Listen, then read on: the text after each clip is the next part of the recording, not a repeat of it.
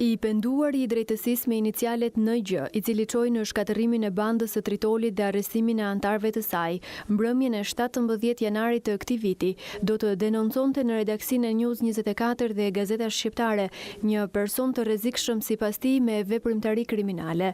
NG mbërriti në redaksi rreth orës 19:55 minuta, duke deklaruar se donte të jepte dëshminë e tij e pretendonte se ishte në dieni të një vrasjeje ndodhur në Vlorë. Ai tha se kishte kërkuar ndihmën e prefektit të Fierit, pasi nuk kishte beksim në efektivët e policisë së Vlorës. I penduari deklaroi se përmes njerëzve të tij kishte patur kontakte me prefektin e Fierit, i cili më pas, po sipas dëshmisë së tij, e kishte lidhur me drejtorinë e policisë së qarkut të Durrësit. Pak para se të vinte në redaksi, penduari tha se kishte dhënë dëshminë e tij në policinë e Durrësit dhe më pas bashkë me kreun e policisë Durrës kishin ardhur në Tiranë, ku ishin takuar me nëndrejtorin e policisë së shtetit, e që sipas tij për dëshmitë e dhëna në ambientet e policisë nuk ishte mbajtur asnjë proces verbal e nuk ishte marrë në konsiderat denoncimi i bërë.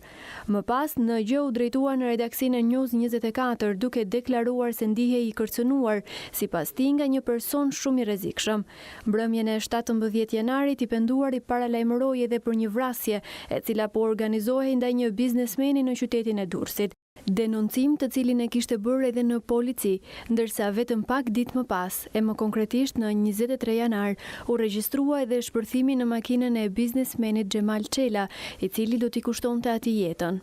Duke u rikthyer në dëshminë e të riut, i cili nuk pranoi të jap asnjë generalitet në redaksi për shkak se ndihej i frikësuar, gazetari arriti ta bindë atë për të folur para mikrofonit, sigurisht duke ruajtur anonimatin e tij, por pak para nisjes së intervistës, NG u kontaktua në telefon nga një person, për të cilin tha se ishte drejtori i policisë së Durrësit, e që kërkonte sërish për të biseduar. Më pas, përmes një prej makinave të News 24, i penduari është transportuar për në vendin ku e prisnin efektivët e policisë.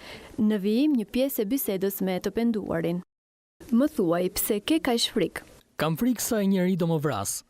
Qetësohu dhe më thuaj çfarë ka ndodhur. Sot të mëngjes kam trokitur në policinë e Durrësit për të denoncuar një person se më ka kërcënuar se do më vras, por në komisariat më morën për të çmendur dhe askush nuk e mori kallëzimin tim. Prandaj unë erdha sot këtu tek ju, sepse nuk di se ç'të bëj tjetër.